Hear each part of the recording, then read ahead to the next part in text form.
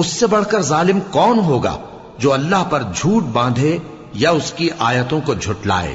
بے شک گنہگار فلاح نہیں پائیں گے۔ اور یہ لوگ اللہ کے سوا ایسی چیزوں کی پرستش کرتے ہیں جو نہ ان کا کچھ بگاڑ ہی سکتی ہیں اور نہ کچھ بھلائی کر سکتی ہیں، اور کہتے ہیں کہ یہ اللہ کے پاس ہماری سفارش کرنے والے ہیں۔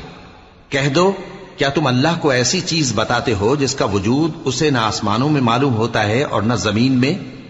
وہ پاک ہے اور اس کی شان ان کے شرک کرنے سے بہت بلند ہے۔ اور سب لوگ پہلے ایک ہی امت یعنی ایک ہی ملت پر تھے، پھر جدا جدا ہو گئے۔ اور اگر ایک بات جو تمہارے پروردگار کی طرف سے پہلے ہی طے نہ ہو چکی ہوتی تو جن باتوں میں وہ اختلاف کرتے ہیں ان میں فیصلہ کر دیا جاتا۔